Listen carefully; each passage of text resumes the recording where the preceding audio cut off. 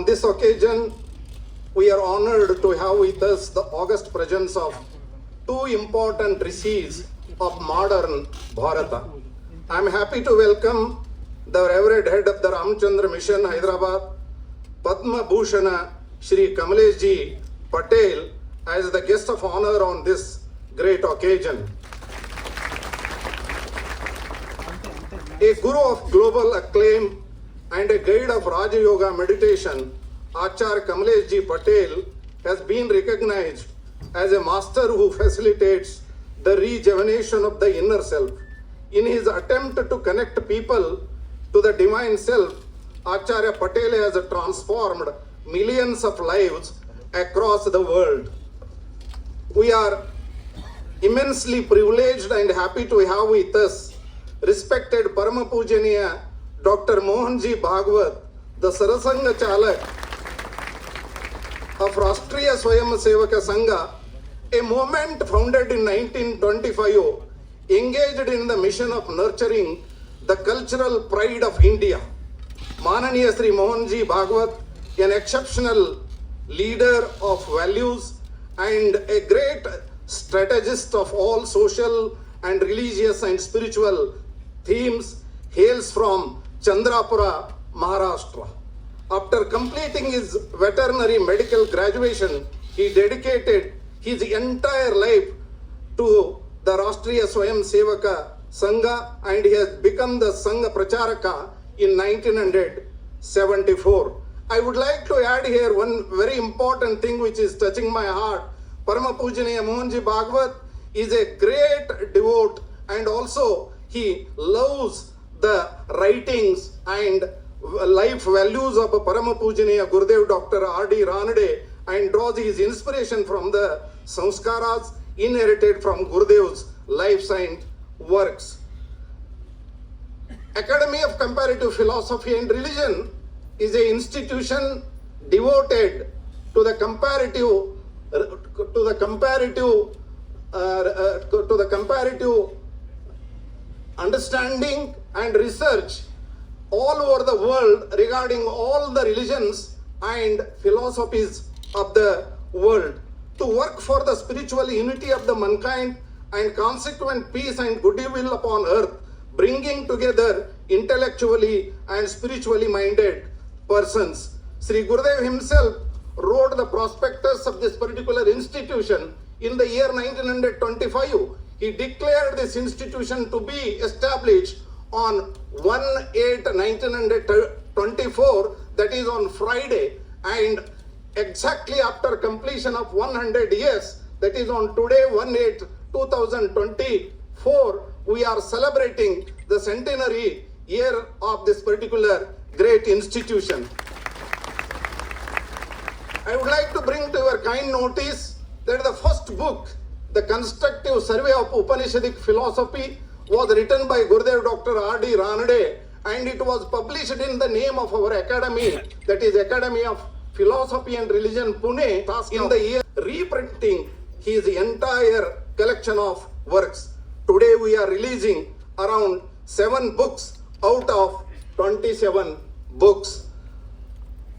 Mohanji and Taji are going to release the philosophical and other essays and reflections, and the conception of spiritual life in Mahatma Gandhi and Hindi saints, evaluation of my own thought, Paramartha Mandira, and a Nitya Niyamavali translated in Kannada, and footprints on the sands of time.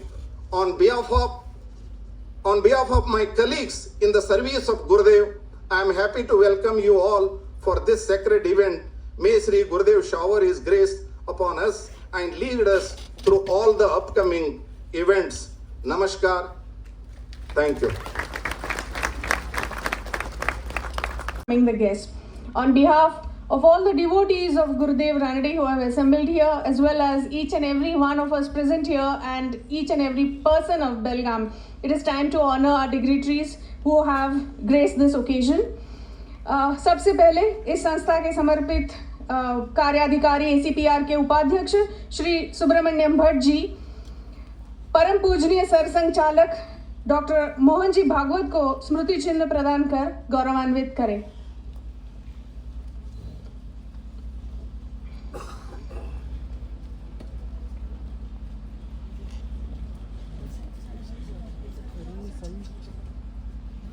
Definitely must be accompanied by applause. This is on behalf of each one of us present here today.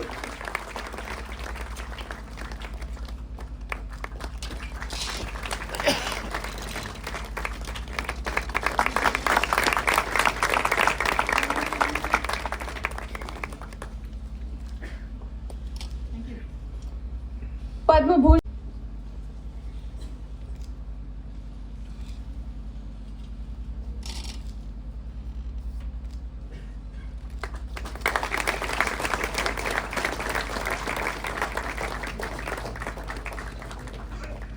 आज के कार्यक्रम की अध्यक्ष doctor Ashwini जोग, trustee ACTR, इनको thank you so much. I'm extremely sorry.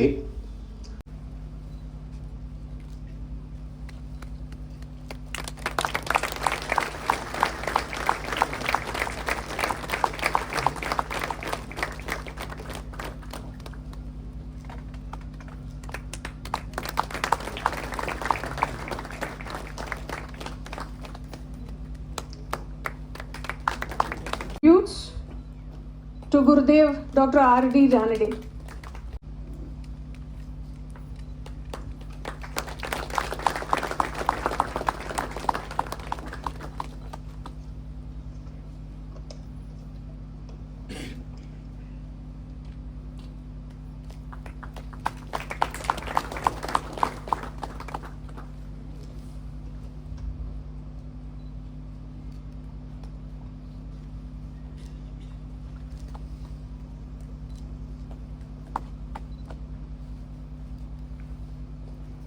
Thank you so much. Well, as books that are being published on this occasion and all the trustees of ACPR, the chairman Advocate Ashok Poddar, vice chairman Bhatt sir and joint secretary Jakati sir also to please join.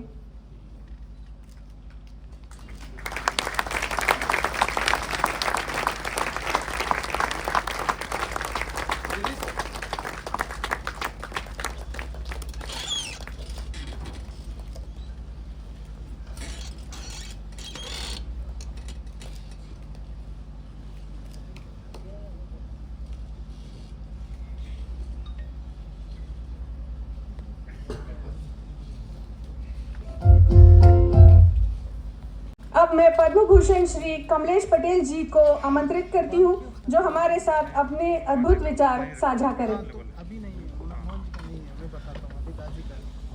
Mohan ji का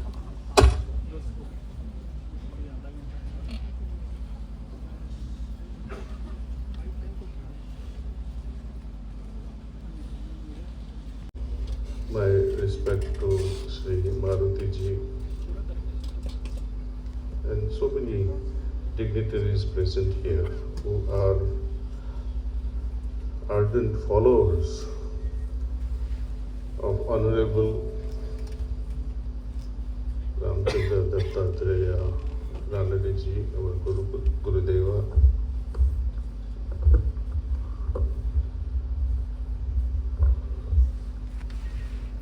I must first of all express my gratitude for inviting Sri Ramchandra Mission on such a splendid occasion of celebrating 100 years of establishment of Academy of Comparative Studies on Philosophy and Religion. Biggest challenge with such programs, such academies, unlike science. In the field of science, we can measure, we can compare the results.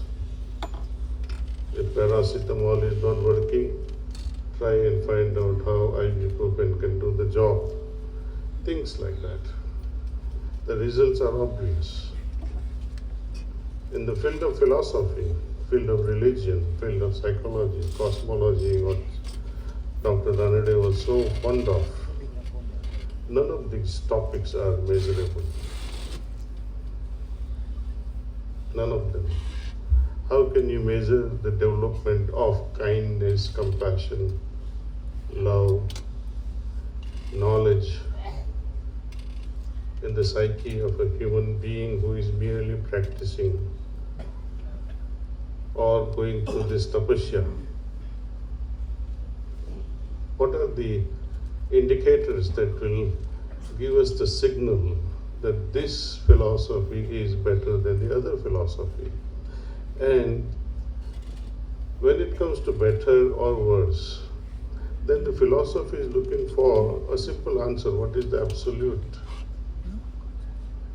Do we have to really study all these things? Or derive some inferences from our bygone days literature, Vedas and Upanishads, Gitas, and many other holy literatures that we have been so proud of, but no one wants to follow it. Same thing, I am afraid to say, is the case with Ranade also. By and large, Indian psyche is soaked in orthodoxy and dogmas. He fought against it. Ranade fought against orthodoxy. They say blind faith is as bad as the person who does not believe in God. Both are dangerous. Is my belief good enough? When I say I believe in God, is it good enough? When I used to ask my mother, माँ तो बता मुझे कि भगवान है कि नहीं है, वो बोले कि हाँ है. What is the proof?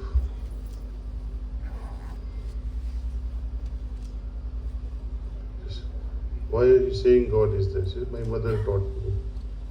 My grandmother taught me. Our religion says so. But Ma, what about you? She will get upset in a very smiling way that I'm asking some fundamental questions. At the same time, it was irritating enough for her to answer with a lot of conviction. So that is the role of religion, to make us believe. We borrow information from Shastras, from holy scriptures, from elders. Spirituality goes a little above it. It transcends the religion. It says, okay, you believe in God, great. Now let's experience God. How to experience God in an incremental way? Can we experience that infinity in one go? Something to think about. Unless I myself become infinitely purer. Just as the argument shows, I don't know how many of you are familiar with science.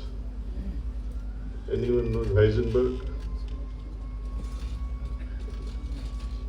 His principle was that when you are trying to measure electrons' position in an orbit, while measuring, you might be able to be successful in knowing the position, but you will not be able to measure the speed of the electron in that orbit, and vice versa. You can measure the speed, but you cannot locate the position. Why? Because the things of measurement, instrument of measurement was grosser than the electron itself. Had it been subtler, like when you bombard a beam which is subtler than electron, more refined than electron, then it will not either displace or increase or decrease the speed of electron. Likewise, when I am sensing something, when I am partaking food, for example, I am enjoying this food because of my senses. My senses recognize and appreciate the taste. But can those objects of senses appreciate my senses. They cannot. Ice cream cannot appreciate my senses. My senses can appreciate the ice cream. My mind can appreciate my senses. It can understand my senses. But my senses, being grosser than my mind, cannot understand the mind. Similarly, my intellect can understand, can grasp what my mind is all about, but my mind cannot understand my intellect. My consciousness can understand the intellect, but my intellect cannot understand the consciousness. Chit, Manas, Buddhi, Ahankar, you are all familiar with. So there is incremental refinedness as we go within until that Karan Sarir is touched, causal body is touched. Spirituality is all about refining ourselves in such a way that the light that illuminates from this causal body is felt. Dr. Ranede's one challenge was this, that how to experience that spiritual energy, which is so refined, and make it felt palpably through your senses. There are many experiments being done in this modern science, which measures things indirectly. For example, when you meditate, what happens when we meditate? Even if the method is wrong, or even if the method may not take you to the ultimate God, still, even the most useless meditative practices, when you sit quietly with closed eyes in a peaceful house, your BP will drop, you'll become quiet, you'll become more peaceful. You don't have to be a perfect yogi to feel all these things. You can measure it. Physiological changes can be measured. Next, neurological changes. Next, perhaps we need to find the instrument how to measure the consciousness. Neurologically speaking, when we think, in this thinking also there are so many layers of thinking. When you think fast, like children, one question is not finished and they come up with the next bold question, and their mind is moving very fast. And thinking, with the rapid thinking especially, when there is fast electrical impulses going back and forth in your brain, what we call the synaptic exchanges, then what happens? The electrical current is produced, microelectric current is produced in the brain, and that electric current produces the magnetic field. Background black one. This electromagnetic field can be measured. When you put those probes on your brain, on your head, and measure these changes in the electromagnetic field. For example, when a child, we hook him up with these probes, electrode probes, and measure his brain activities. Since he's thinking faster, there will be faster change in electromagnetic field. You understand? This will be so fast that in 1 second there will be at least 35 plus signals. Now, if the child is made to relax and slow down a little bit, it will fall to a little lower level of numbers of waves, maybe 20 to 30. Almost all of us, when we are reading a book or enjoying music or sitting quietly, we go into a different mode, and it drops down to maybe 8 to 10 waves per second. In a dream state, what they call REM, before that, there's a different pattern. And in the deepest sleep state, it's called delta rhythm of the brain waves, where they oscillates only between 3 and 4 waves per second. Now, if meditation is very effective, every meditation will slow down these waves to a greater or a lesser extent.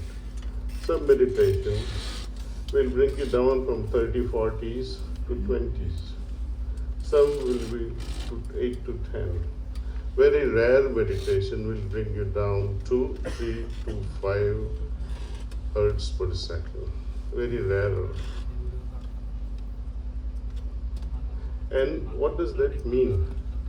That when you are at sleep, you get 3 to 4 or 3 to 5 waves, delta waves per second. But in sleep, you are not aware. So moment we reach this plateau of 3 to 4, your consciousness is zapped. Upanishad talks about Turiya state. How many know of Turiya state? Please raise your hands. At least in literature you must have read that. Turiya state. Turiya, Turiya. The fourth level of consciousness which our rishis knew. And what is this Turiya state, scientifically speaking? That when you are walking or when you are meditating, at least, during that meditation, you are able to dive deep into a state of samadhi and arrive at 3 to 4 or 3 to 5 hertz per second. But here, unlike sleep, you have not lost your awareness, you have not lost your consciousness, you are fully aware. That is the beauty of samadhi. And there is fifth level of consciousness which a very rare person they can arrive at. And that is Turiya Tita. Usse bhi aage. And when does that happen? Same thing, when few minutes of meditation that we perform morning and evening is allowed to extend during our waking hours. You are running a business, fine. You are cooking, you are teaching your children, you are conversing, you are romancing. But in all these activities, your delta wave will remain intact. That is Turiya Tita. So this is all about deciphering something, but science has yet to find out what is it that supports the consciousness. The only purpose of spirituality, according to my Guruji, is to evolve consciousness in such a way that we can merge with the ultimate divinity, the ocean of bliss. How to arrive at that? Kabir Sahib puts it very simply. He says it's like raindrops falling in the ocean. All these raindrops like Atman merging in the ocean like Paramatman, where Atman, Paramatman becomes one. But in order to achieve that, one has to have similar qualities. Suppose if oil was raining. Oil can never mix with the ocean. It will pollute the surface. It can remain floating forever and ever after. So, incremental purity means incremental merger in the ultimate. If I have to incrementally improve my consciousness, I have to also incrementally improve from within, purify myself, simplify myself. And does it require any sacrifice? Not at all.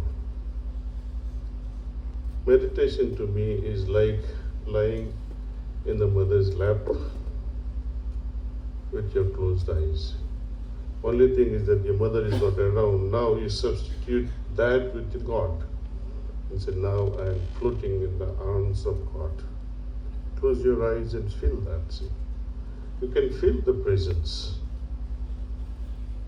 In the comparative studies, I would like to say, once upon, at lunchtime, I think we touched upon this topic of how we did the experiment at Drexel University, where 20 students were taken for 3 months of trials. Maybe at ACTR we can deploy such a study, comparative study of many meditative systems that are prevalent today. You can divide the group of students and make them meditate for 1 week. 5 students, method A, 5 students, method B, 5 students, method C, and as many methods we can gather. Make them go through these methods. Next week, switch these methods and let them write the experiences and let them conclude it themselves. What works for them. Swap all the methods and then let them conclude and say, this is the best one that is prevalent in Great India. So there will be a scientific study, unbiased. Then we can follow that method with confidence that there has been a proper scientific study done on a particular philosophy, on a particular practical approach to meditation. I would say have one method by Brahma Kumari, one by Isha Yoga, one by Art of Living, one by so many other institutions, one by Heartfulness. And in all these studies we found that whenever a person meditates and we deploy pranahuti,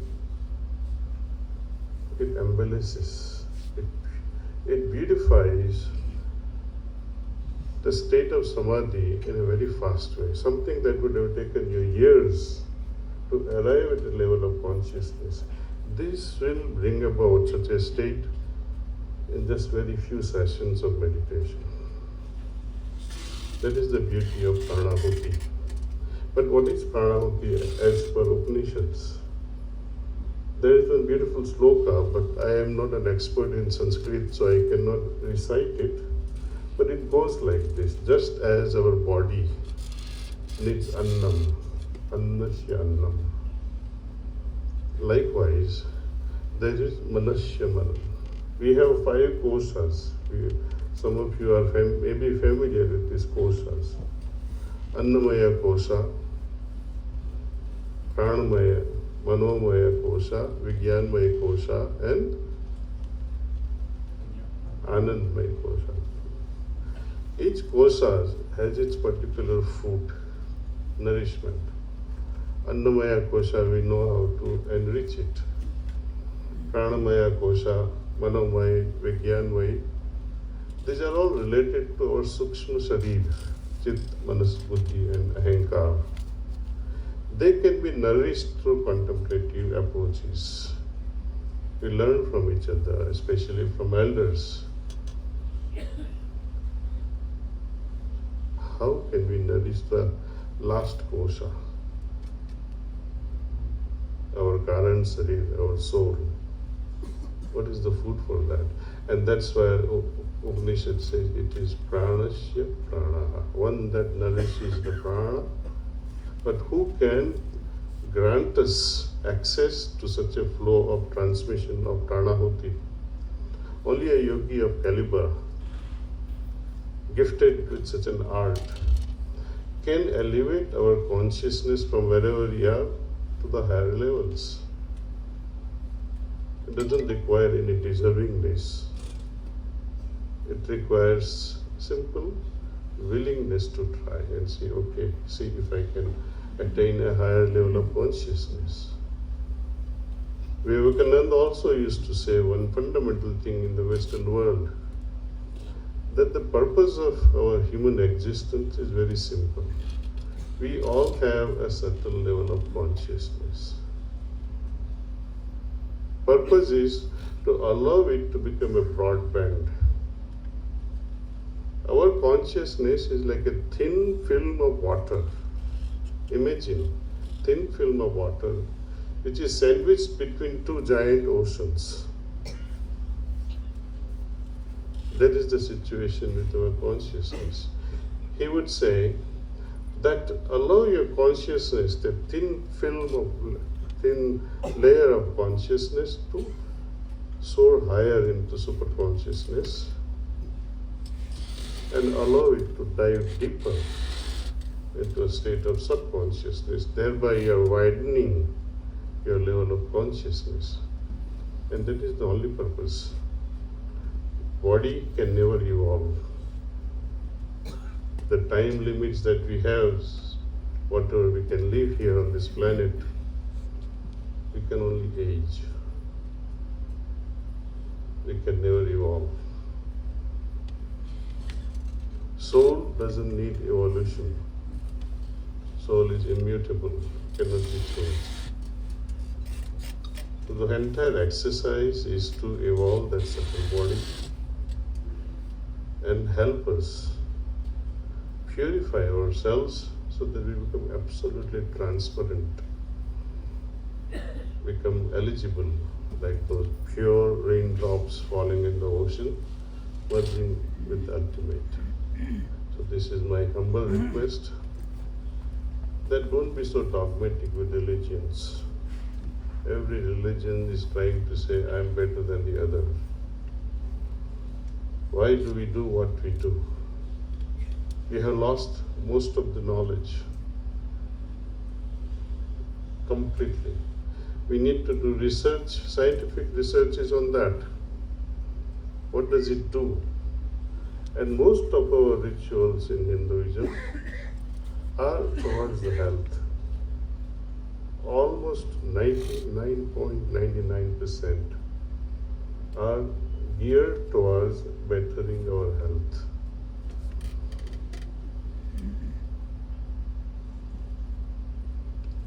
In Vedas and Upanishads, our rishis used to worship sky, Akash. Early rishis worshipped Akash, the formless. They could feel the presence of divinity in Akash, in the mountains, in the rivers, in the trees, in the animals. They could perceive that. So they worshipped everything. Today, we are left to worship rivers and animals and trees and mountains and sky without perceiving the feelings, without perceiving the presence of divinity. We simply bow our head down, but there is dryness inside. Anubhuti, experience is gone.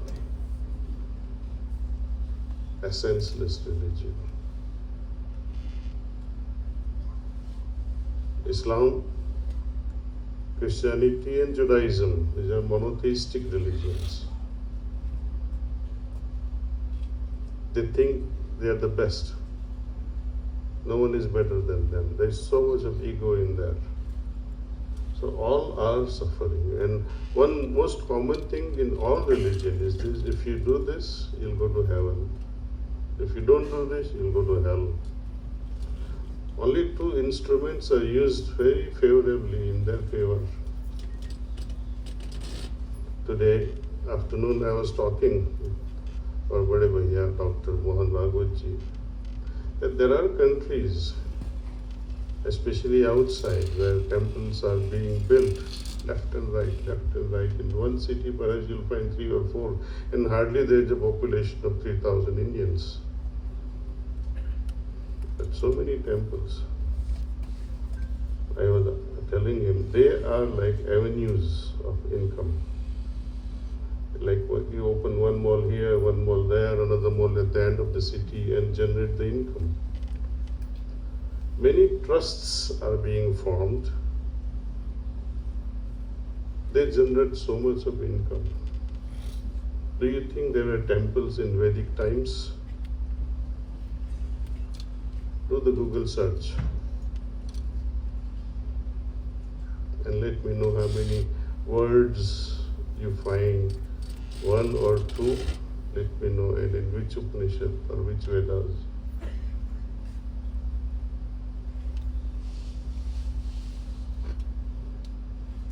If you want to avoid, I can conclude it by saying there were no temples in Vedic times. There were 0 temples. Not the way we have them today. They had temples of a different nature, like dharmasalas, where passers-by, the pilgrims, can stay there overnight and move on. In fact, in Vishnu Sanhita, there is one sloka that says, Vedas should never be recited in a temple. Second place not to recite is in cemetery. Third place on the roadside. So they considered temples as low as a cemetery in those days. You see. Externalization of the most innermost being is a deviation that we cannot afford to have. I'll bring in earlier, before I started this, I brought in my mother's discussion with my mother. I will share with you with what I had with my father. And with that, I will end the talk, because that's very important to understand. You would say, Betty, you have not seen how baby is being delivered. I said, no. So this baby arrives, baby begins to cry. And mother goes through a lot of pain, lots and lots of pain, he says. She cries.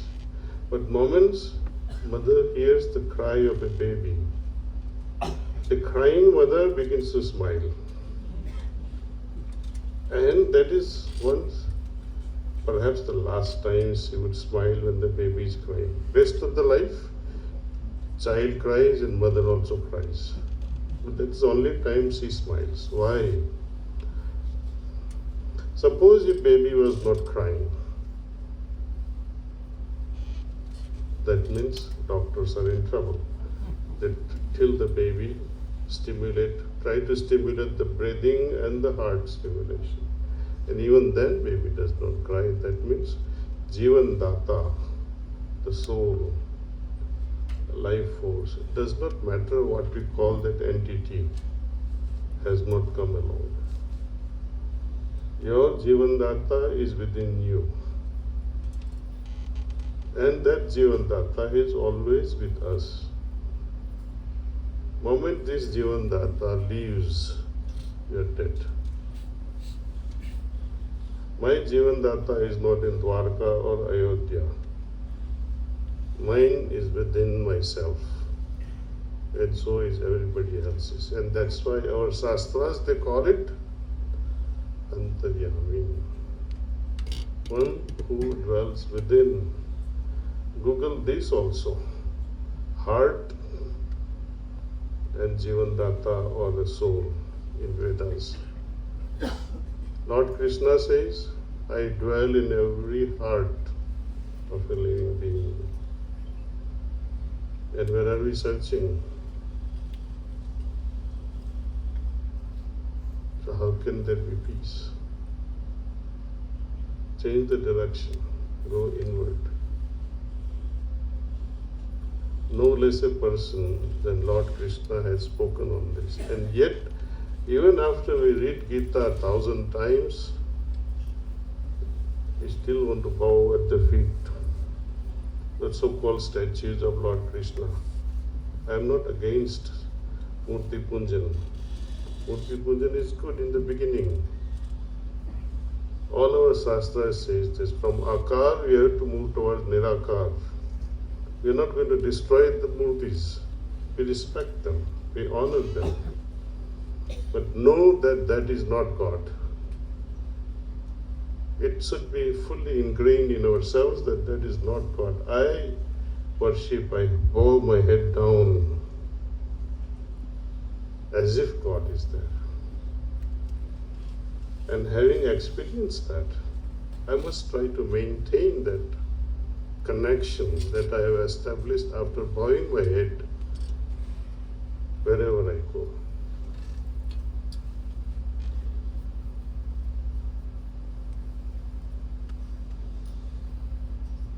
Thank you for your patient listening, and I look forward to our session now so that we can meditate and also listen to our Madhya,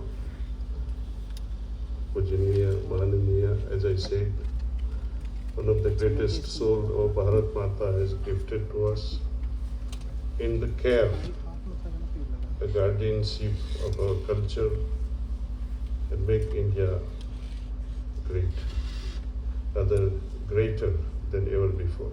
Thank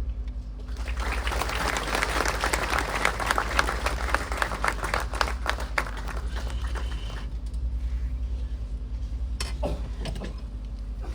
Time to meditate. First, I will walk you through so that physically you are relaxed, and then we go into meditation. With the help of Pranamati, I will talk to you about meditation.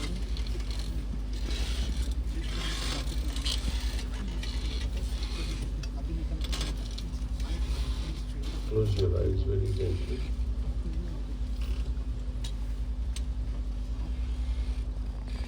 And imagine that the healing energy from Mother Earth is entering my feet and helping me relax the whole system.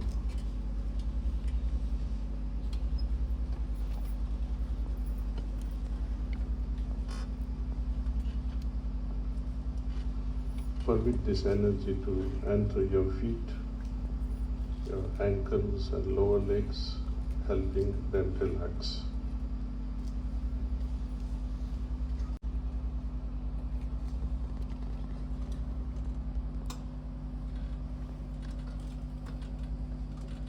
Permit this energy to rise higher in your calf muscles and your knees.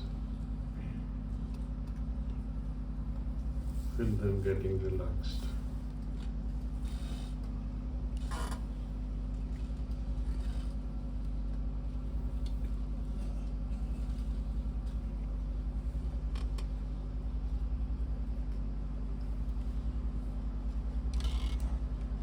Now let this energy rise above in your thighs and the hip area.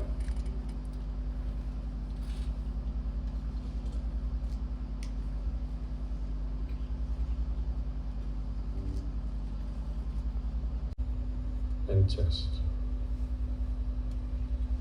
Feel them getting relaxed.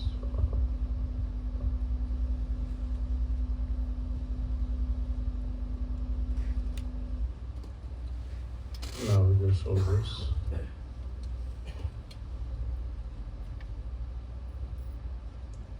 Feel them almost melting away and becoming lighter.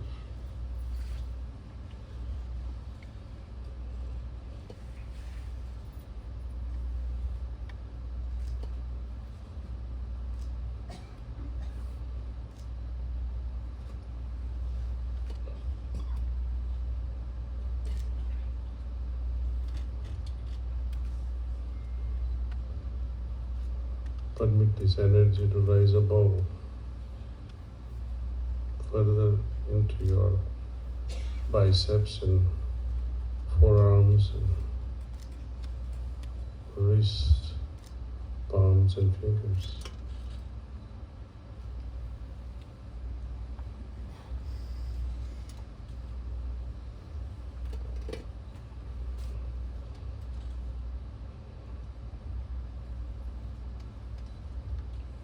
Now the neck muscles.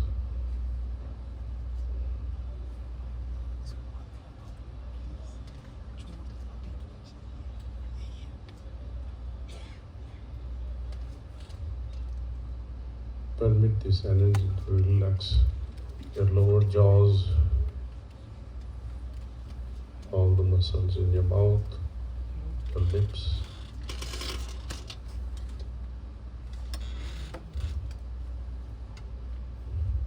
Your facial muscles, nose, eyelids and eyebrows,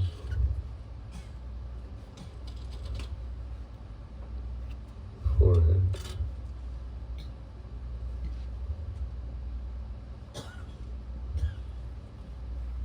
your earlobes,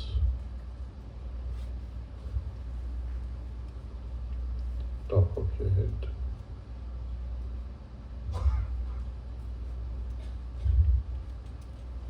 Scan your system from top to toe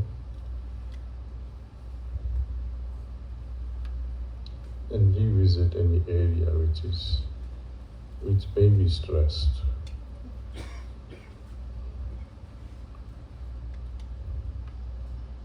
Help it relax. सरसंघ चालक doctor Mohan ji Bhagavat हम सबके लिए एक प्रेरणा स्रोत है। उनका जीवन समर्पण, राष्ट्रवाद और मातृभूमि के प्रति गौरव की अनूठी गाथा है। यहाँ उपस्थित सभी का प्रतिनिधित्व करते हुए अब मैं आदरपूर्वक परम पूजनीय सरसंघचालक डॉक्टर मोहन जी भागवत को सविनय आमंत्रित करती हूँ कि वे आए और हमें अपने प्रेरणादायक शब्दों से लाभान्वित करें।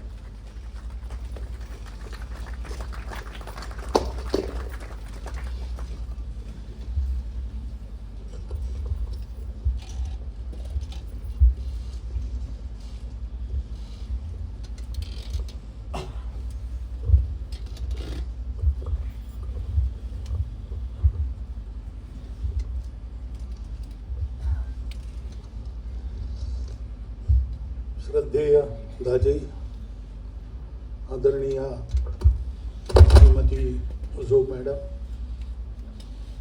उपस्थित नागरिक सज्जन, माता भगिनी,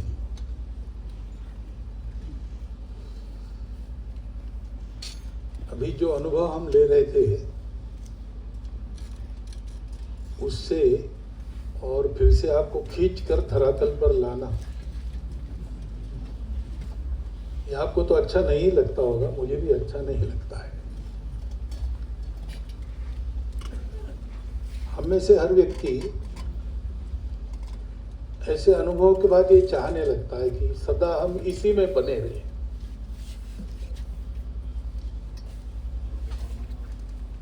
लेकिन ऐसा होता नहीं। और ऐसा क्यों नहीं होता?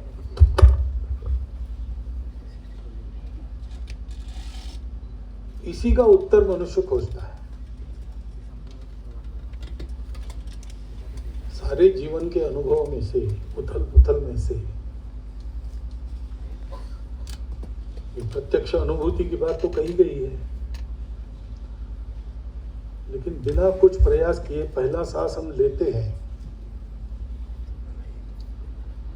और अंतिम सांस छोड़ते हैं। इसके बीच में जो अनुभूति नित्य है वो जगत की है, अपने शरीर मन बुद्धि की है, और वो सबसे प्रबल है।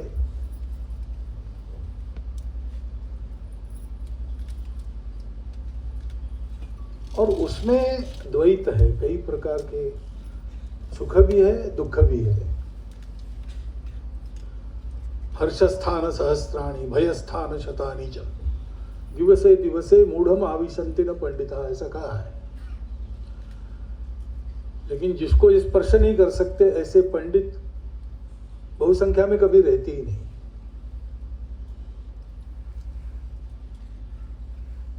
लेकिन और दूसरी एक बात है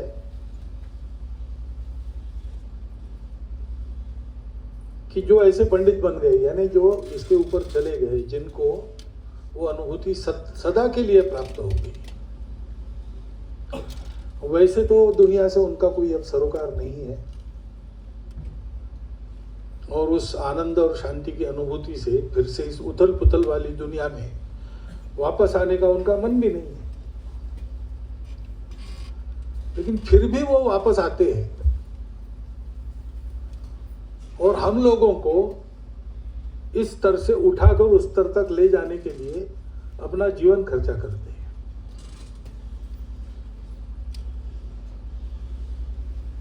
और जब कभी कोई पूछ लेता होगा, पता नहीं ये आप क्यों करते हैं, तो तुकाराम महाराज ने उसका उत्तर दिया है एक वाक्य में, बुड़ती है जना देखवे ना डोळा। डूब रहे लोग वो देखा नहीं जाता। ये जो संवेदना है वो उसी परमात्मा जो आत्मा है बन के हम सब में है, उसी का रूप है। और इसके चलते मनुष्य अपनी दुनिया को और अच्छा बनाने का प्रयास करता है।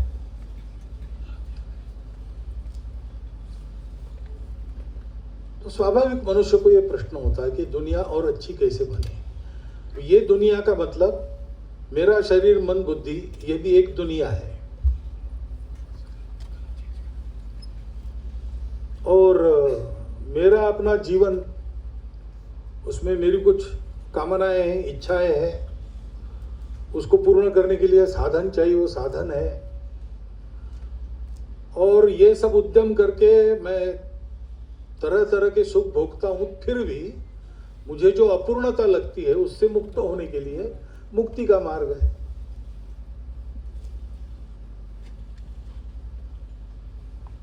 और मैं एक व्यक्ति हूं, मनुष्य के नाते इस विश्व में जन्मा हूं, तो मनुष्य समुदाय का घटक हूं। और ये सारा हमारा मनुष्य समुदाय सृष्टि में रहता है। ये भी बुद्धि का सुख चाहिए तो ये दोनों भूल जाओ।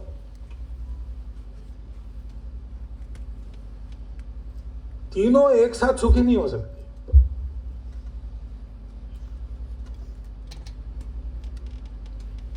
परिवार को सुख मिलता है तो हमको आनंद होता है, परिवार दुखी है तो हम दुखी होते हैं। परिवार को सुखी रखने के लिए सुबह 6 बजे से लेकर रात को 12 बजे तक हम परिश्रम करते हैं, स्वयं दुख भोगते हैं। और जिस परिवार को सुखी रखना है उस परिवार में हम बहुत कम रहते हैं। कभी कभी ऐसा कहते हैं कि बच्चे पूछते हैं, जिस दिन दुकान को छुट्टी रहती है उस दिन माताजी को, ये नया आदमी कौन आया घर में, ऐसा। तो तीनों का सुख एक साथ नहीं मिलता है। और जो सुख है ऐसा हम कहते हैं वो शाश्वत नहीं है। पैसा कमाया भरपूर कमाया, लेकिन जाने में समय नहीं लगता। पैसा वगैरह भरपूर कमाया, लेकिन कोई ऐसी व्याधि हो गई कि वो सारी टेस्ट ही चली गई। दुख, वियोग हो जाते, मृत्यु हो जाते, अपघात हो जाते। तो अपने आप को ठीक रखने के लिए हमने प्रयास किया, जो वर्षा हुई तो कहीं से मिट्टी का ढेर आया, हम सबको बहा ले गया, मार दे गया।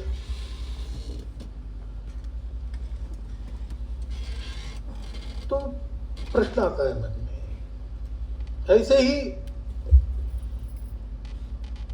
अर्थ और काम के पीछे लगते लगते लगते सुख नहीं मिलता है।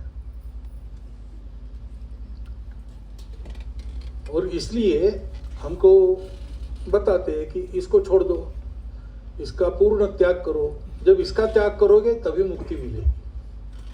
अब ये जब तक हम दुनिया में नहीं है तब तक तो ठीक है, लेकिन उस दुनिया में मेरी आत्मा भी है, मेरा मन भी है, शरीर भी है, बुद्धि भी है। तो आत्मा का सुख चाहिए तो तीनों का सुख छोड़ो, ऐसा है क्या? यानी आध्यात्मिकता और भौतिकता ये विरोधी है क्या? तो फिर चुनाव करना है तो सामान्य आदमी चुनाव भौतिकता का ही करेगा, क्योंकि वही अनुभव है। अभी ध्यान की अवस्था में हमने जो किया वो कितने देर किया? 24 घंटा का क्या अनुभव है? तो अर्थ काम की पूर्ति मिलेगी या मोक्ष मिलेगा, दोनों एक साथ नहीं मिल सकते। और ऐसे ही मुझे बड़ा होना है तो समाज के सर पर पैर देखे ही आगे भागना पड़ता है, और समाज को ठीक रखना है तो व्यक्तियों को झगड़ना पड़ता है। दो ही रास्ते हैं, कम्युनिज्म सोशलिज्म है या कैपिटलिज्म है, तीसरा तो है नहीं। व्यक्ति या तो समाज रूपी यंत्र का पुर्जा बन के काम करेगा या समाज को कुछ नहीं मानेगा, और मानवता प्रगति करेगी तो पर्यावरण नष्ट होगा। पर्यावरण को सुरक्षित रखना है, विकास बंद करो। इन प्रश्नों के उत्तर नहीं है, और ये प्रश्न कम थे। इनका उत्तर देने के लिए जो रास्ते खोजे वो रास्ते आपस में लड़ रहे हैं, हमारा ही सही बाकी सब गलत। यानी मनुष्य के जीवन में सुख शांति स्थैर्य लाने के लिए रास्ता आया, और उस रास्ते पर चलकर मनुष्य ने इतना दुख दुनिया में उत्पन्न किया है। ईश्वर को मानने वाले रास्ते निकले और शांति के नाम पर चले और खून की नदियां बहाई, ये इतिहास है।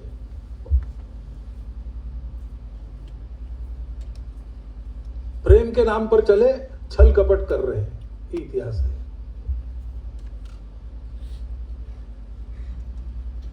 शोषण से गरीबों को मुक्ति दिलानी है, दुनिया के देशों को 70 साल तक जकड़ कर रखा।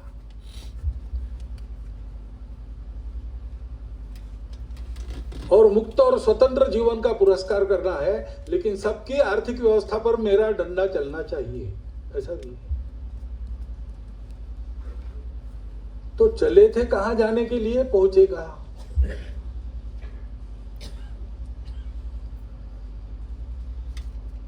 इसमें उत्तर कैसा खोजे, ये समस्या मानव के सामने है, क्योंकि जोड़ने वाला तत्व उनके पास नहीं है। ये सब बातें अलग अलग चलती है। विज्ञान बताता है सब अलग अलग है, एकता है नहीं।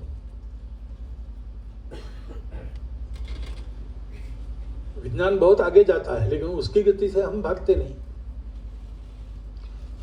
तो आइंस्टाइन जब पैदा हुए और उनकी थियरी जब आई, तब हम लोग न्यूटन के नियमों पर चल रहे थे। अब आइंस्टाइन के नियमों को पकड़ा है, लेकिन दुनिया आइंस्टाइन विज्ञान की दुनिया उससे भी आगे चली गई। तो इसका उत्तर क्या है, ये समस्या रही।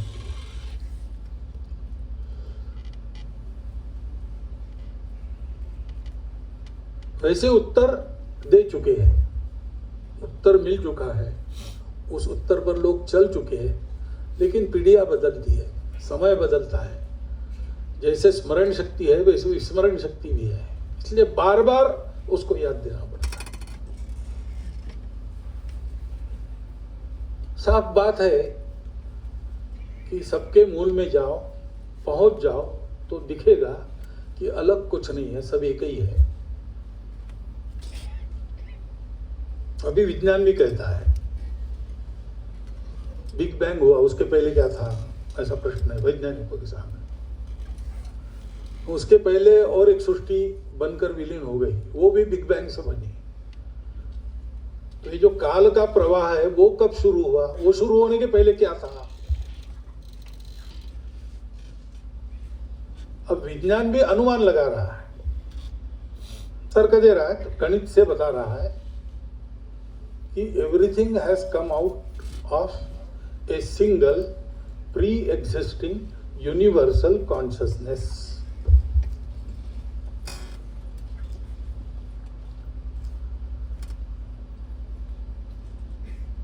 वैज्ञानिक उसको ये नाम देंगे लंबा चौड़ा, सामान्य आदमी इसको भगवान कहेगा, गॉड कहेगा, अल्लाह कहेगा, जो कुछ कहना है। और उसको प्राप्त करने के, क्योंकि चिंतन के साथ अनुभूति चाहिए। विचार किया, तर्क किया, अनुमान किया, लेकिन वैसा है कि नहीं ये प्रत्यक्ष देखना है। हमारी परंपरा ये भी है, हमारे यहाँ फेथ नहीं है, हमारे यहाँ ये बताया गया है कि हमने ऐसा किया, हमको ये मिला, तुम करके देखो। जो बताता है उसकी स्वयं की अनुभूति है, इसलिए वो पक्का है, पूर्ण आत्मविश्वास से कहता है कि मैंने देखा है और मैंने जैसा किया वैसा तुम करो, तुम्हें भी दिखेगा। लेकिन बिना देखे विश्वास मत करो, अनुभूति प्रमाण ये सर्वोच्च है। तू कहता है कागज लेखी, मैं कहता हूं आखन देखी। तो ये आखन देखी तक जाना पड़ेगा भारतवासियों को। सबके सब 140 करोड़ नहीं जाएंगे, लेकिन प्रयासरत सब रहेंगे। इसलिए अपने देश की परंपरा में हमारा परम लक्ष्य क्या है? सत्य तक पहुंचना।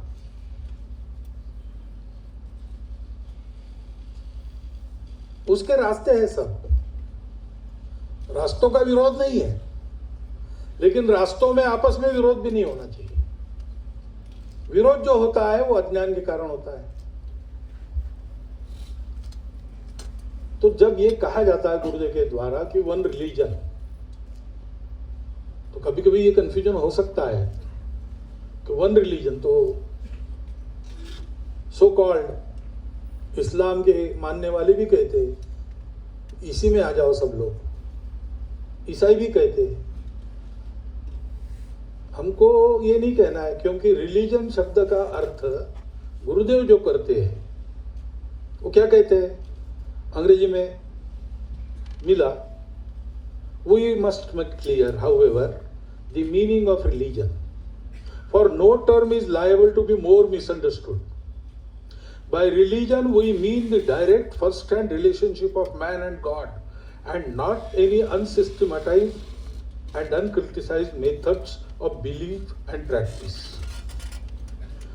If there is a uniqueness about the relationship of man and God, such uniqueness must subsist wherever man exists. Hence, there is no meaning in saying that this uniqueness is exhibited in any one form of religion more than any other. Religion thus stands at the top of all religions. सब रिलीजनों के sir पर खड़ा जो मूल है, सब रिलीजनों के अंदर जो रिलीजन की आत्मा है, we may even say that it is immanent in its various forms. Religion is for all humanity, its manifestations are for different races and climes. तो रिलीजन और मैनिफेस्टेशन, उसमें उन्होंने फर्क किया है।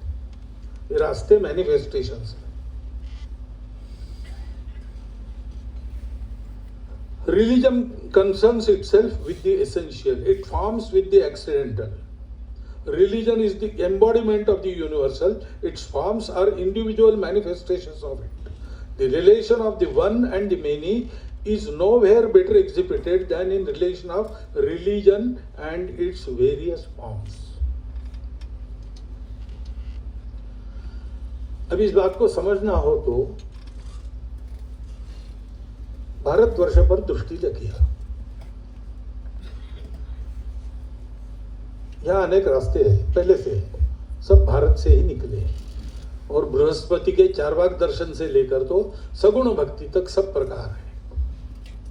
वेदों को मानने वाले से लेकर तो वेदों की निंदा करने वाले तक है, सब प्रकार है। परंतु ये सब फॉर्म्स है।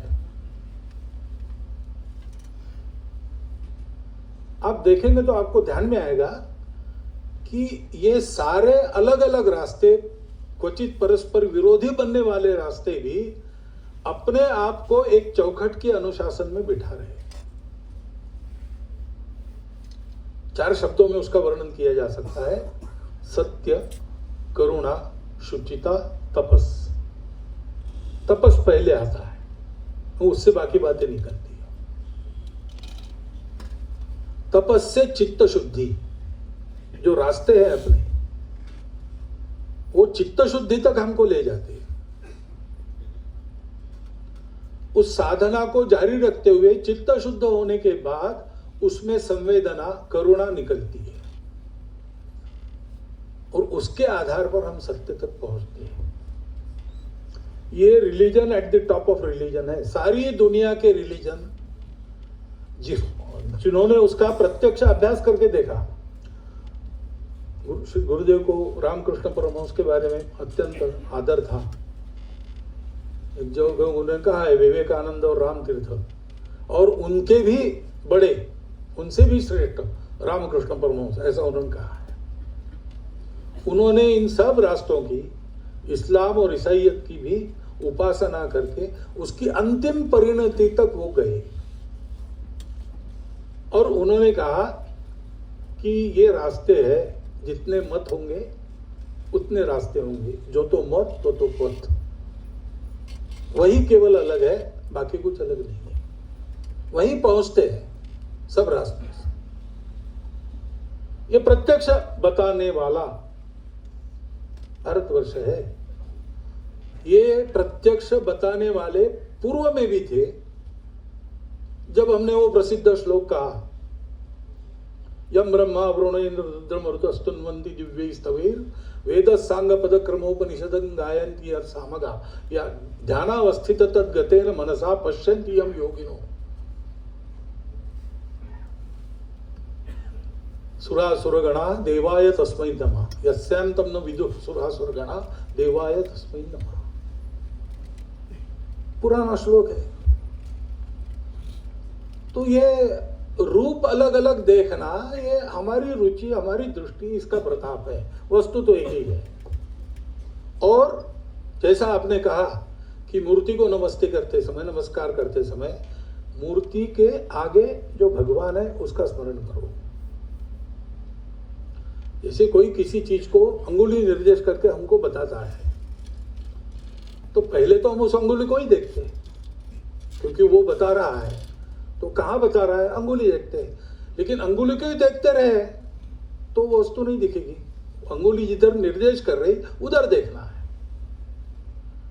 ऐसे सर्वत्र पवित्रता देखने वाले हम लोगों ने मूर्तियों में, रंगों में, आकार में, कई बातों में इस पवित्रता को मानकर उसमें से उसको देखना सीखा।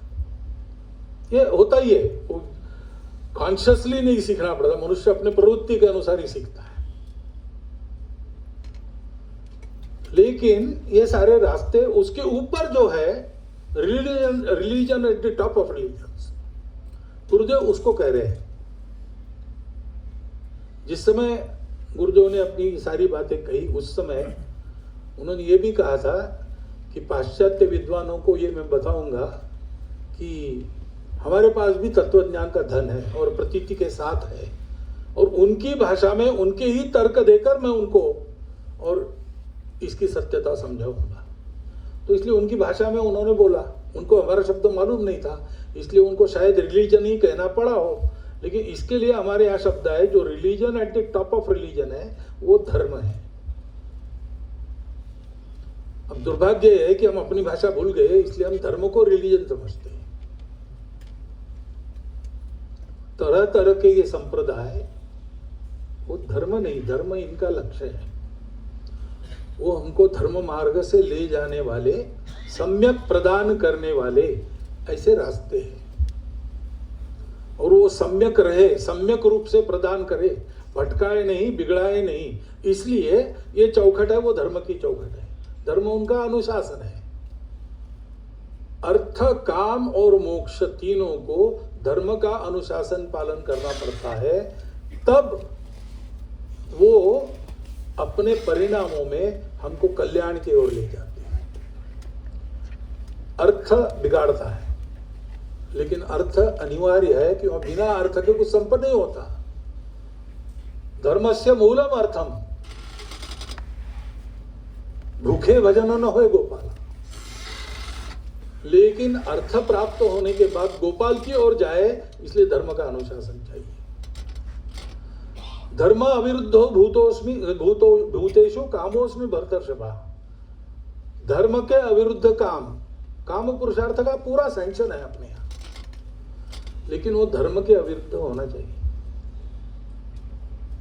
ऐसे मोक्ष को भी नियम है वो नियम पालन करके ही चलना पड़ता है।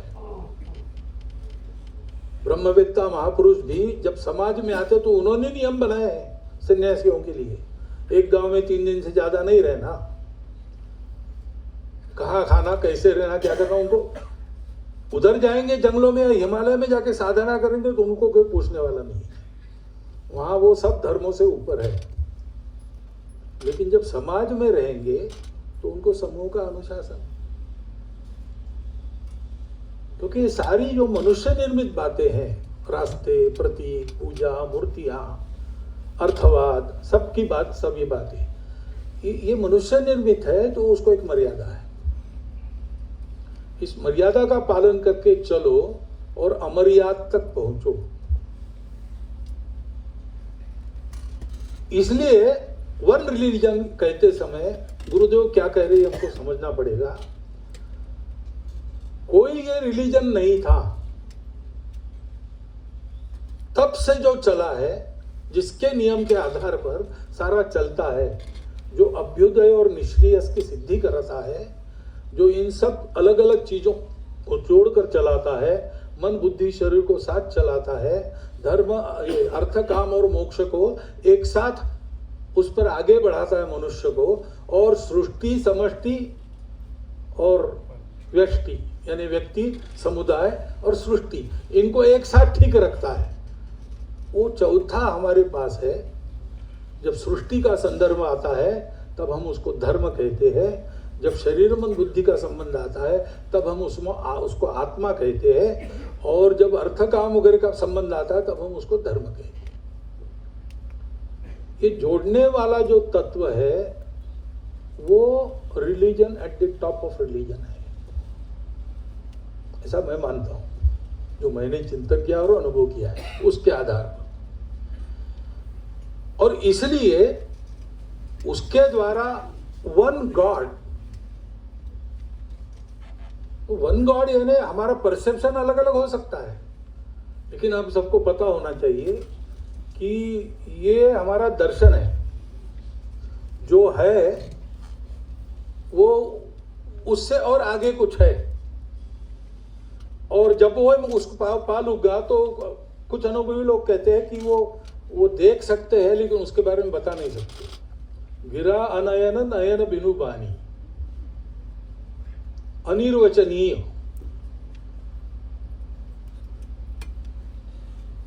तो उसके आधार पर इस सारी दुनिया को हमको लाना है, उसके लिए चलना है। कैसे चलना, तो गुरुदेव ने उसके बारे में कहा है, अनुभूति चाहिए और फिलॉसफी चाहिए। We have said that religion, to deserve its high function, must be criticized and systematized religion. Herein comes in the aid which philosophy can give to it. Religion has to steer itself clear of the Scylla and Charybdis that surround it on both sides. ये सिल्ला और चैरिप्टिस क्या है, तो एक दंतकथा ऐसी है कि समुद्र में जाते समय भूमध्य सागर में से और एक राक्षसी सिल्ला है, वो चबा जाती है जहाजों को, दूसरी राक्षसी दूसरे तरफ है, वो पानी में खींच लेती है। सिल्ला से बचेंगे तो चैरिप्टिस पकड़ेगी, चैरिप्टिस से बचना चाहेंगे सिल्ला खा जाएगी। तो वो राक्षसी है कि नहीं पता नहीं। ऐसा भी कहते हैं कि एक तरफ ऊंची ऊंची बड़ी धार वाली चट्टानें हैं, उस पर जहाजों के टुकड़े होते हैं, दूसरी तरफ झुक जाए तो उधर एक बड़ा भंवर है सागर में, ऐसा एक स्थान है वहां पे, उसको लेके कहा है। परंतु इन दोनों खतरों से बचकर विचार होना चाहिए। Religion has to steer itself clear of the Scylla and Charybdis that surround it on both sides, for on the one hand there is danger of superstition which is unworthy view of God. On the other, there is skepticism, which is denial of God. True religion has to steer itself clear of both these dangers, and it is only the helm of philosophy which can steer it straight to a safe and happy haven. ऐसा ले जाना पड़ेगा। ऐसा ले जाना तो भगवान ने कहा है न बुद्धिवेदम जनयेद अज्ञानाम कर्म संगिनाम। लोगों में ये सारी बातें दिखती है, उससे उनको बाहर तो लाना है, लेकिन बाहर लाते समय वो अश्रद्धा न बने, और अश्रद्धा न बने इसलिए उन्हीं अंधश्रद्धाओं में फंसे रहे। इन दोनों को टाल के उनको बाहर लाना है, तो फिर चिंतन करना पड़ता है, फिलॉसफी चाहिए। हम देखते जो कट्टरपन है, उस कट्टरपन का कारण आज सुबह भी कहा, कहीं आस्था विहीन चिंतन है, कहीं चिंतन विहीन आस्था है। सामान्यतः अपने भारतीय पंथ संप्रदायों में जो मूल कल्पना है वो इन दोनों को टालकर आस्था सहित चिंतन, चिंतन सहित आस्था ऐसे चलने की है। हम आत्मविस्मृत हो गए, हमने उसको विकृत कर दिया, वो बात अलग है, लेकिन मूल ये बात नहीं है, क्योंकि सब साक्षात्कारी महापुरुष थे और आज भी है। हमारा भाग्य है आज के समय में दुनिया के बाकी लोगों में वो चिंतन तो है, उनके मूल में भी साक्षात्कारी महापुरुष थे, लेकिन आज उनके पास अनुभूति वाला कोई नहीं है। हमारा सौभाग्य है आज हमको अनुभूति जिनके पास है ऐसे लोग मिलते हैं, और वो अनुभूति हमको कराने में भी वो समर्थ है। जो बात कही हुई आजी के द्वारा कि इनको सबको एक साइंटिफिक एविडेंस के नाते इनका परीक्षण करके उसका डॉक्यूमेंटेशन करना चाहिए वगैरह, वो है हमारे पास और ये हो सकता है। उसके आचार्य है, उनको अनुभूति है, वो बताते हैं, हम देखते हैं, और इसलिए हमको इस प्रकार सामान्य लोगों में भी धीरे धीरे श्रद्धा के साथ विचार जुड़ जाए। वास्तव में श्रद्धा कभी अंधा नहीं होती, क्योंकि श्रद्धा में दो शब्द है, श्रद्ध और धा, परिश्रम करके धारण किया है। वो परिश्रम चिंतन का ही होता है। ठोक बजा के देखा, सत्य है ऐसा लगा, पूर्णता तक नहीं पहुंचा हूं, लेकिन पक्का है इस मार्ग से जाऊंगा। हाइपोथेसिस इसे ही कहते हैं। एक हाइपोथेसिस गुरुदेव का शब्द है, हाइपोथेसिस लेकर प्रयोग होता है। हमारे यहाँ यही कहा गया है, पुराणम इत्येव न साधु सर्वम न चापि काव्यम नवम इति अवद्यम संतः परीक्षान्यतरत भजन्ते मूढ़ः पर प्रत्यय होती। तो ऐसा परिश्रम ये अपने देश में होना पड़ेगा, इसकी आवश्यकता है। प्रयास भी बहुत सारे शुरू है, तो इस प्रकार का एक उद्यम चले और ये संघर्ष समाप्त हो, तभी समाप्त होगा, नहीं तो झगड़ा ही है। सब अलग अलग है, अगर सब अलग अलग है तो स्पर्धा है, स्ट्रगल फॉर एग्जिस्टेंस है, और सर्वाइवल ऑफ द फिटेस्ट है। इसका मतलब everyone for himself, they will take the hindermost. इसी की बात है। जब तक उस एक को हम नहीं करते साक्षात करने का प्रयास सब लोग नहीं करते, तब तक ये बात चलती रहेगी।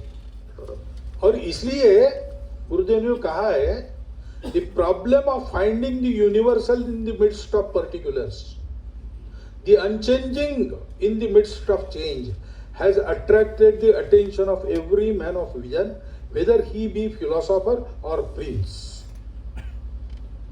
और कहते हैं कि unquestionably the search after God remains the highest problem even today, and the philosophical jurisdiction of our spiritual life is as necessary today as it was hundreds of years ago. बीच में वैज्ञानिक प्रगति के कारण मनुष्य का जो अहंकार बढ़ गया, उसमें ऐसी कई बातें आ गई जिसने श्रद्धा को खंडन करने का भी काम किया है।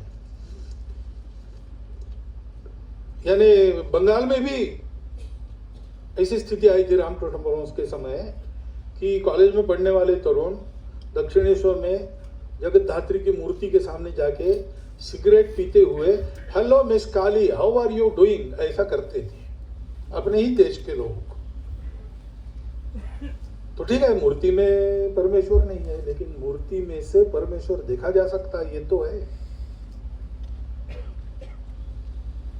तो यहाँ तक स्थिति आ गई थी कि अपना जो कुछ है वो सब बेकार है, जो विज्ञान का है वही ठीक है। और दूसरा भी एक्सट्रीम था, विज्ञान में कुछ पड़ा नहीं, जो अपना है वही ठीक है। वास्तव में साइंस और स्पिरिचुअलिटी ये दुश्मन होने का कोई कारण नहीं है। इसके बारे में गुरुजी ने भी बहुत कहा है। साइंटिफिक स्पिरिट है, वो साइंस में भी काम करता है, अध्यात्म में भी काम करता है। विवेकानंद पूछते थे कि आप बता बहुत रहे हैं, लेकिन आपने देखा है क्या भगवान को? रविन्द्रनाथ के पिताजी देवेंद्रनाथ ठाकुर उनके पास गए, वो बताने लगे भगवान, उनका आपने देखा है क्या, बताओ। तो वो चमक गए एकदम ये प्रश्न सुन के। तो उन्होंने देखा विवेकानंद को गौर से और कहा, तुम्हारी आंखें कुछ अलग है। उन्होंने कहा नहीं नहीं, आप ये बताओ भगवान को देखा है कि नहीं। तो तुम बड़े मनस्वी, तो वो आप सीधा क्यों नहीं बताते, देखा है कि नहीं देखा है? तो फिर उन्होंने कहा नहीं, मैंने नहीं देखा, लेकिन तुम देखना चाहते हो तो तुम जाओ दक्षिणेश्वर, शायद वहां तुमको उत्तर मिलेगा। और विवेकानंद ने रामकृष्ण परमहंस को यही पूछा, तो उनको एक आत्मविश्वास भरा उत्तर मिला। चौथी भी नहीं पढ़े थे रामकृष्ण परमहंस, एक सामान्य पुजारी थे और पागल से लगते थे लोगों को। उन्होंने कहा बिल्कुल देखा है, तुमको जैसा देख रहा हूं वैसे देखता हूं, तुमसे जैसी बात करता हूं उससे अधिक स्पष्ट बात उनसे करता हूं, और तुम मेरे बताए रास्ते पर चलोगे तो तुम भी देखोगे। और मृत्युशैया पर रामकृष्ण परमहंस थे, तब तक परीक्षा लेकर विवेकानंद ने उनको स्वीकार किया। तो ये जो हमारी परंपरा है उससे कोई अंधश्रद्धा नहीं उत्पन्न होती, लेकिन हमने उसको छोड़ दिया।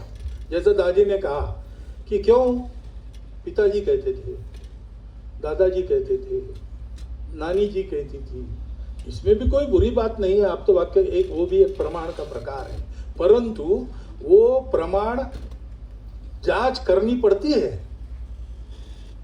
उन्होंने बताया इसलिए ठीक है, लेकिन उन्होंने जो बताया वो मैंने भी अनुभव किया, ये होना चाहिए। और इसलिए इस प्रकार की बातों पर चलना चाहिए, ऐसा गुरुदेव का कहना था। साफ साफ उन्होंने कहा है, we do not want India to imitate इधर फ्रांस और America. France with its failing birth rate, its frivolous immoral capital, its denuded farms and dying commerce. America, sordid and soulless, immersed in money making, a slave of mammon, and forced to mimic the culture of the very against which it revolted.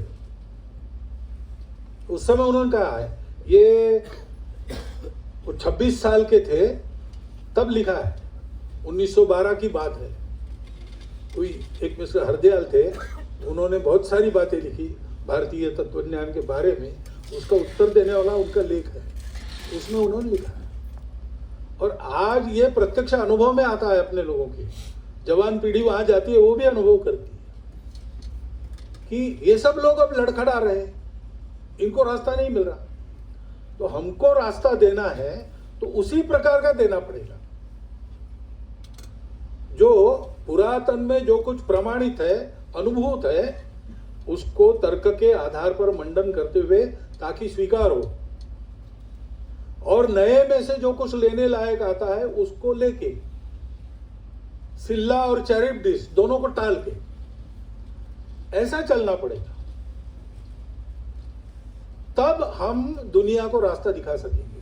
और इसके लिए कितना बड़ा जन जागरण आवश्यक है, कैसे कैसे लोगों को बताकर लाना पड़ेगा। तो ये कोई इक्के दुक्के का काम नहीं। महापुरुष आते हैं जाते हैं, लेकिन उनका बताया हुआ रास्ता अपने अनुभूति में लाकर उसको जीवित रखना, आगे चलाना, इसके लिए ये चिंतन अपना भी चाहिए। उस चिंतन की अनुभूति प्राप्त हो ऐसा प्रयास अपना भी चाहिए।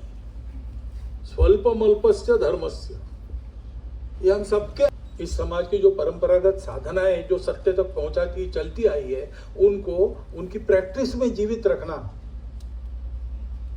और उसके एक्सपीरियंस में हमको जीवित रखना, ये हमारा काम है। कुछ ना कुछ उपासना, कुछ ना कुछ संस्कार, उसके आधार पर जीवन में बदल, उसके आधार पर इस बात को जानना। पूर्ण अनुभूति तो एक अवस्था प्राप्त होने के बाद होती है, लेकिन हम जा रहे हैं वो रास्ता ठीक है, इसका प्रत्यय देने वाली बातें हमको नित्य प्रतीत होती है, सामान्य लोगों को भी होती है। थोड़ा शुरू किया तो थोड़ा थोड़ा मिलता है। फायदा क्या होता है इसकी बात नहीं कर रहा हूं मैं। जो अपने में परिवर्तन आता है उसके चलते अपने करने में, अपने बोलने में, अपने चलने में जो एक उन्नति दिखती है, उसके परिणाम दिखते हैं, वो प्रतीति सबको आती है। सबको उस मार्ग पर बढ़ना पड़ेगा। और गुरुदेव का ये सपना, क्योंकि गुरुदेव का केवल सपना नहीं है, ये हमारे पूर्वजों का सनातन काल से सपना है। और वो सपना अपने देश का अहंकार सारी दुनिया में और बताने के लिए नहीं है। तो एक सत्य हमारे पास है जो सबके जीवन में सुख, शांति, स्थैर्य प्रदान कर सकता है। और सब में हम है और हम सब में है, हम में सब है, ये प्रतीति हमारी है। अगर ये है तो ये हमारी स्वाभाविक बात बनती है कि हम सबको अच्छा बनावे। हमने ये किया है।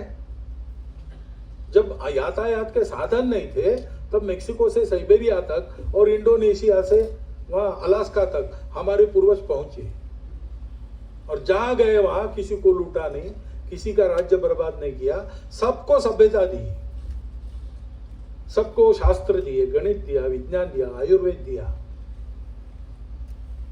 इसलिए तो हमारी प्रतिष्ठा है।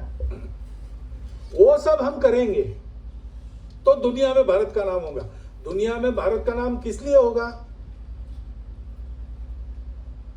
मिलिटरीली स्ट्रांग हमारे पहले भी बहुत हो गए, इकोनॉमिकली स्ट्रांग हमारे पहले भी बहुत हो गए, इसमें कोई बड़ी बात नहीं है। लेकिन दुनिया में किसी ने अब तक किया नहीं, हम करते रहे हैं, ऐसा यही काम है।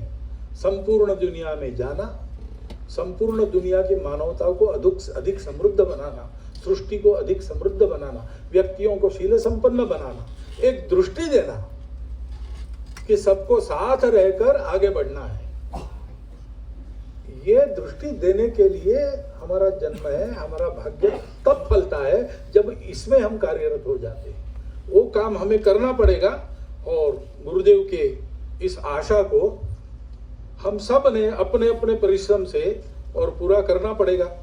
जो बात जिरली जी ने कही और शायद आधी छोड़ दी, वो मैं पूरी कह देता हूँ गुरुदेव के ही शब्दों में। If India must rise, she will rise in the most peculiar way, not hitherto known to all history. She will combine the virtues of the West and the East, and will rise superior to both. If the West and the East are to meet, they will meet in India and not in Europe. What a glorious prospect lies before India. I see India flinging away superstition, sloth, and intellectual inertia. I see her taking up the scientific spirit and the energy of Europe. I see her assimilating the excellences of both the East and the West, and rising in the scale of modern nations, preserving all the while the integrity and pristine purity of her spiritual self. Bharat के नवोत्थान के उद्यम को प्रारंभ जब हुआ, उद्यम के प्रारंभ काल से जो जो दृष्टा मनीषी हमको मिले हैं, उन सब ने अलग अलग शब्दों में इसी बात को कहा है। ये हमारे लिए एक मार्ग संकेत है, उसको प्रमाण मानकर हम अपना पुरुषार्थ करें, इतनी एक विनंती आपके सामने रखता हूं। और मैं तो अधिकारी नहीं हूं ऐसी बातों को बोलने का, तो क्योंकि अनुभूति संपन्न व्यक्ति यहाँ बैठे हैं, आप में से बहुत लोग साधक हैं, उनका अधिकार मैं इसमें ज्यादा मानता हूँ।